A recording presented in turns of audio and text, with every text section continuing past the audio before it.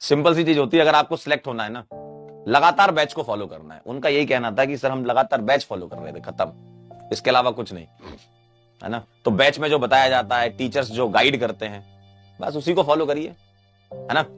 आराम से आप सिलेक्ट हो जाएंगे। कोई बहुत बड़ी बात भी नहीं है और बहुत हल्की बात भी नहीं है ना, दोनों ही चीजें हैं। सिलेक्शन लेना बहुत बड़ी चीज नहीं होती है कि आप सोचो कि यार बहुत बड़ी चीज होगी सिलेक्शन लेना। अगर आप अपने ऊपर दबाव डालेंगे ना, तब आपके साथ दिक्कत हो जाएगी, पता है। जब आप अपने आप को प्रेशर वाली सिचुएशन में डालेंगे, जबकि कोई प्रेशर सिचुएशन ऐसी होती नहीं है। क्यों? अगर आप लगातार पढ़ रहे हो, आपका बैकलॉग नहीं है, आप डेली क्लास कर रहे हो, ठीक है, आप डीपीपी सॉल्व करते हो, आप होमवर्क करते हो, आप टेस्ट देते हो लगातार, टेस्ट की गलतियों को एनालाइज करते हो, तो आपके ऊपर दबाव नहीं आएगा। क्योंकि आपको एक पता है कि भाई प्रोसेस क्या होता है। एक लाइन है, एक मतलब छोटी सी लाइन होती है कि अगर आप गेम समझ गए ना, तो आप पैनिक नहीं करेंगे।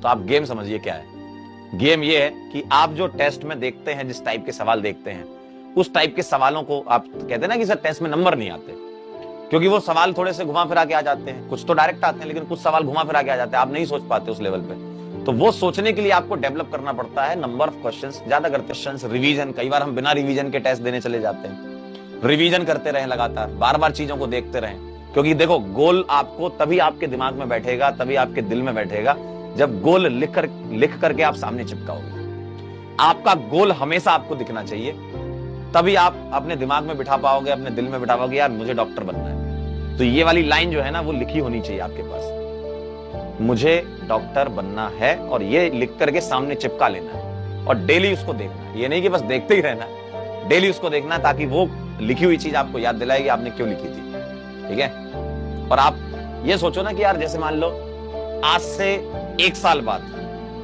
आप कहीं पहुंच जाओगे, तो आप बाकी लोगों को क्या चाहते हो कि क्या गाइड करो। बात समझना कि आप ये सोचो कि यार मैं सिलेक्ट हो जाऊंगा तो मैं बच्चों को इस तरीके से गाइड करूंगा, है ना। जिन बच्चों के पास गाइडेंस की कमी होती है, मैं उनको इस तरीके से गाइड करूंगा।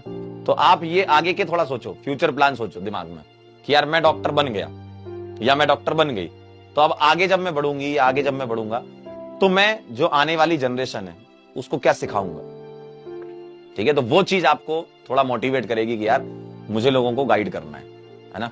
क्योंकि देखो, आप लोगों से ही मोटिवेट होंगे, क्योंकि जो आगे निकल गए बच्चे, है ना, जो पहुंच गए कॉलेजेस में, उनको देख करके आप मोटिवेट होते हो। तो अब आगे आप ही हो, भविष्य तो आप ही हो ना। तो आप आगे जाकर किस तरीके से बच्चों को गाइड करोगे कि वो भी मोटिवेट हो आपसे कि यार मुझे इन जैसा बनना है, मुझे सिलेक्ट होना है ना। तो ये बहुत सारी चीजें होती हैं जो कि आपको समय समय पर बताती जाएंगी।